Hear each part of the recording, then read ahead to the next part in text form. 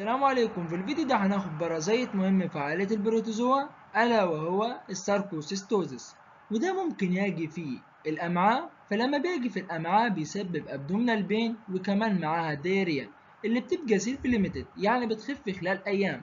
بالإضافة لكده كمان الساركوسيستوزيس دي ممكن تجي وتكون في المصل. هي عبارة عن سيست كده وبداخلها بيكون البراديزويد. فالإنسان ده لما بتجيله بيشعر إن في ماسل بين وسويلنج في المنطقة اللي فيها. بالإضافة لكده كمان بيلاقي إن في راش على جسمه. كمان إن هي بتروح للمصل، فهي من الممكن إن هي تروح للهارت، لأن الهارت ده عضلة. فلما بتروح للهارت هي بتسبب مشاكل وبتحمل كارديوميوباثي لحد ما الإنسان بيشعر كده في المنطقة بتاعة الهارت إن في كاردياك بين. ويلا بينا نعرف اللايف سايكل عشان نفهم أكتر. في البداية هناخد الانتستينال ساركوسبوريديوزس اللي اللايف سايكل بتاعتها بتبدأ بالإنسان. والإنسان ده لما بيجي ياكل لحمة بقر أو لحمة خنازير اللي بتكون محتوية على الساركوسيست، فالساركوسيست دي لما بتدخل الإنسان هي اللي بتسبب المشاكل، فهي كده يعتبر الانفكتيف ستيج. الساركوسيست دي بيختلف مسماها على حسب هي قاعدة في البقر أو هي قاعدة في الخنازير. لو كانت قاعدة في البقر فبنقول عليها ساركوسيست بوفي هومينيز، أما لو كانت قاعدة في الخنازير فبنقول عليها ساركوسيست سيوي هومينيز. الساركوسيست دي لما بتيجي تدخل الإنسان والإنسان ده بيجي ياكل اللحمة بتاعت البقر أو الخنازير بتكون مش مطهية بشكل كويس، فالإنسان كده بيحصل على الساركوسيست. الساركوسيست دي أول ما بتدخل الأمعاء بتفقد السيست وول بتاعتها اللي هو محاط بيها، عشان بعدين تطلع بقى البراديزويد اللي كان بداخلها. فالبراديزويد ده أول ما بيطلع بقى بيلاقي الفرصة إن هو يدخل في الانتستينال ميوكوزا.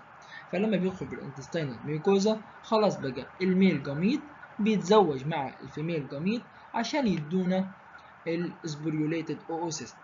طيب من كلمة اسبريوليتد، اسبريوليتد دي هي الدايرة الحمراء اسمها اسبريوليتد، والاوسيست دي هي الدايرة الخضراء كده. تمام. فالاوسيست فيها 2 اسبريوليتد، وكل اسبريوليتد فيها 4 براديزويد. فيها 4 كده، في 4 براديزويد على اليمين وفي 4 براديزويد على الشمال في كل اوسيست. طيب بعدين الاسبروليتد اوسيست دي لما الانسان بيجي ينزل الاسطول بتاعته فبينزل معاها الاسبروليتد اوسيست. فلما بتنزل بقى بتجي بقى ايه الخنازير والبقر ده لما بيجي مثلا يحصل كونتامينيشن للاكل بتاعهم، مثلا هم بياكلوا الاكل بتاعهم وحصل ليه كونتامينيشن بالاسطول بتاع الانسان ده، فخلاص بقى خدها من كل الخنازير او خدها البقر ده، فبتنزل بقى في الامعاء بتاعتهم وبعدين بتروح للبلاد فيسلز. فالبلاد فيسلز بتحب تروح للاندوثيليوم بتاعت البلاد فيسلز وتبقى قاعده فيها عشان تفضل تتكاثر وتتكاثر عشان تدينا بعدين حاجة اسمها الميروزويد. الميروزويد ده بيعمل انسيست كده وبيحاوط نفسه عشان يتحول تاني ويروح للمصل عشان يتحول إلى اسمه إلى ساركوسيست. بكده الميروزويد عمل سيست على نفسه، وبعد ما عمل سيست على نفسه راح للمصل ويتحول وبيجي اسمه ساركوسيست.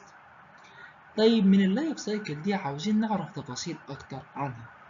طيب هنا مين هنا الديفينيتيف هوست؟ الديفينيتيف هوست هنا الإنسان. طيب ليه هنا بنقول عليه إن الديفينيتيف هوست هنا الإنسان؟ لأن الميل والفيميل جميل اتزوجوا في الإنسان. بالإضافة لكده كمان إزاي حصل أو مين هنا الانترميديت هوست؟ الانترميديت هوست هنا هي الخنازير والبقر، لأن هما يعني زي أخدوا كده وخزنوا المرض فيهم والديزيز فيهم، فالإنسان لما أخد اللحمة بتاعتهم اتصاب بالمرض، فهما الاتنين انترميديت هوست. بالإضافة لكده كمان مين المود اوف انفكشن؟ من خلال أنا أكلت اللحمة اللي كانت غير مستوية وكانت محتوية على الساركوسيست. أما كده مين الانفكتيف ستيج؟ هي الساركوسيست اللي دخلت في الأمعاء بتاعتي وتحولت إلى البراديزويد. أما مين الدياجنوستيك ستيج؟ الدياجنوستيك ستيج أنا لو جيت فحصت الأسطول كده هلاقي فيها الاسبريوليتد اوسيست. أما عن الماسكولار ساركوسبوريديوزس فهي نفس الاندستينال ساركوسبوريديوزس ولكن فيها اختلاف بسيط. طيب إيه هو هنا الاختلاف؟ إن إحنا هنا بنبدأ اللايف سايكل بالكلاب والقطط وكمان معاهم الحيوانات المتوحشة زي الأسود، زي النمور، الضباع، الحيوانات اللي بتاكل لحوم. طيب هنا ناجي بعدين الكلاب والقطط دول لما بيجي ينزلوا الأسطول ويكونوا مصابين وينزلوا معاها الاسبريوليتد اوسيست، فلما بينزلوا الاسبريوليتد اوسيست تجي كده بقى الحشرات، الدبان والناموس، يجي ينقل حاجات الاسبريوليتد اوسيست ده ويروح يعمل كونتامينيشن للأكل والشرب بتاع الإنسان. فالإنسان ده لما بيجي ياخد الغذاء ده فبيصاب ويجيله الاسبريوليتد اوسيست. بالإضافة لكده كمان ممكن كمان الفئران دي تاكل وتاخد الاسبروليتد اوسيست. فلما بتنزل في كل من امعاء الفار او الانسان بعدين بتروح للبلاد فيسلز. في البلاد فيسلز بقى في الاندوثيليوم بتاعت البلاد فيسلز بتفضل تتكاثر نفس اللي كان بيحصل في الانتستينال سيركوس بوريديوزس عشان تتحول الى الميريزويد، ومن الميريزويد بتعمل انسيست على نفسها زي ما اتفقنا عشان تروح للمصل وتبقى في داخلها البراديوزويد وهي محاوطة نفسها بالسيست. طيب هنا زي ما سمينا الساركوسيست اللي موجودة في الخنازير وزي ما سميناها في البقر، فموجودة في الرات والفئران بنسموها عليها الساركوسيست موريس. طيب هنا لو ركزنا هنلاقي اني لو كنا عايزين نعرف تفاصيل اكتر على اللايف سايكل، هنا اللايف سايكل تتوقعوا مين هنا الديفينيتيف هوست؟ الديفينيتيف هوست هنا هنلاقيه الكلاب والقطط وكمان الحيوانات مفترسة. طيب ليه انا قلت انا الكلاب والقطط هم الديفينيتيف هوست؟ لاني حصل فيهم تزاوج كل من الميل والفيميل جميت. اما الانسان هنا هو اشتغل انترميديت هوست هو والفئران. ليه بقى؟ لان هو ما حصلش هنا بقى التزاوج ما بين الميل والفيميل جميت، لان هو يعتبر كده انترميديت هوست، اخذ وسهل العمليه عشان يكمل اللايف سايكل عشان ينقلها بعدين للكلاب والقطط والحيوانات المفترسه. اما على الكلينيكال بيكتشر فاحنا هناخدها هنا عباره عن مقارنه. فلو بدانا باول حاجه الانتستينال سيركوس بوريديوزس اللي بتاجي فيها الايزينوفيليك انترايتس. الايزينوفيليك انترايتس والايزينوفيليك بالذات كانت بتاجي في الهلمنسس بالاخص، ولكن برضو من ضمن البروتوزوا اللي بتاجي فيها الايزينوفيليك هي السيركوسيستوزس. فبسبب دخول البروتوزوا ده في الامعاء بتجي خلايا الايزينوفيل تجي تتلم حواليها وبتسبب التهاب في المنطقه دي، فعشان كده احنا بنقول عليها ايزينوفيليك انترايتس. بنلاقي الانكوبيشن بيريود بتاعتها بتصل الى 6 الى 24 ساعه. يعني ايه الانكوبيشن بيريود من 6 ل 24 ساعه؟ يعني الانسان ده لما بياكل حاجه فيها كونتامينيشن بالسيست دي بنلاقي ان الاعراض بتظهر عليه بعد من 6 ل 24 ساعه. عباره عن ايه الاعراض؟ بنلاقي ان في دياريه وكمان معاها ابدومينال بين، بالاضافه لكده كمان ان في نوزيا وفوميتنج. زي ما اتفقنا ان هي بتكون سيلف ليميتنج وبتخف خلال ايام او اسبوع. طيب اما عن الماسكولار ساركوس بوريديوزس فهي نفس الفكره برضو بيحصل فيها ايزينوفيليك، بس هنا ايزينوفيليك ايه مايوسايتس لان هي بتجي في العضلات، فالايزينوفيليك بتتلم في المصل بسبب التهاب في العضلات، فكلمه التهاب في العضلات اسمها مايوسايتس. اما عن الانكوبيشن بيريود، الانكوبيشن بيريود هنا بتصل للاسابيع الى شهور.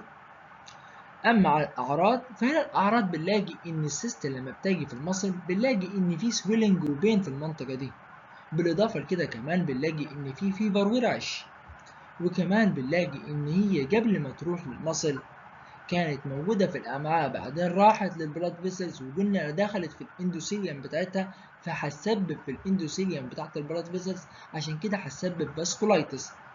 بالاضافه لكده كمان هي بتروح للمصل فممكن تروح للهارت وبتسبب كارديوميوباثي، وبنلاقي ان الانسان ده بقى ايه هيحصل له مشاكل في الهارت وهنلاقي ان هو يعني في احساس عنده بالكاردياك بين. اما عن الدياجنوزس والتشخيص فبيكون من خلال التالي ان احنا بنجي نجيب عينه الاسطول في الانتستينال سيركوس بوريديوزس وبنجي نبص على العينه دي بالميكروسكوب هنلاقي فيها الاسبريوليتد اوسيست. بينما الماسكولار ساركوس بوريديوزس هنلاقي فيها لو اخدنا مصل بيوبسي كده، اخدنا جزء كده من المصل كده بالابره وشفناها تحت الميكروسكوب هنلاقي فيها برضو السيست بتاعتها اللي هي الساركوسيست اللي موجوده في المصل. اما عن بقى اللي هنلاقيه في الاتنين وهيساعدنا على التشخيص اللي هو السيرولوجي من خلال البي سي ار، ان احنا هنشوف الدي ان ايه بتاعه الساركوسيست. اما عن العلاج فانت تتوقع ان انا قلت لكم سيلف ليميتنج، فسيلف ليميتنج انا مش هديله علاج ان هو يعالج البروتوزوا ذات نفسه، لكن انا هديله علاج ان هو يعالج السيمتوماتيك تريتمنت. يعني هو هيبقى عنده فيفر، عنده بين، فانا هديله حاجات انالجيزك، هديله حاجات تهدي من الحراره اللي عنده، ارتفاع درجه الحراره اللي عنده. بالاضافه لكده كمان حاجه مهمه ان انا لازم اعمل بريفنشن وكنترول. بريفنشن والكنترول هعمله من خلال ايه؟ من خلال الانفيرومنت سانيتيشن. هي كانت بتجي ازاي؟ كانت بتجي من خلال ان انا ممكن لو اكلت زي خضروات او شربت ميه ملوثه، فانا هحافظ على نفسي ان الخضروات والاكل ده ان انا اغسله بشكل كويس. الميه هحاول برضو بقدر الامكان ان هي تكون كويسه عشان اقدر اشربها. بالاضافه لكده كمان لو انا بعمل لحمه لازم اخليها تتسوى بشكل كويس عشان اقدر اكلها وما يكونش فيها اي ديزيز. وبكده نكون وصلنا لنهاية الفيديو. داتا الفيديوهات هتلاقوها على قناة التليجرام. لا تنسوا الاشتراك وتفعيل زر الجرس كي يصلكم كل جديد، والضغط على زر اللايك ومشاركة القناة على أوسع نطاق.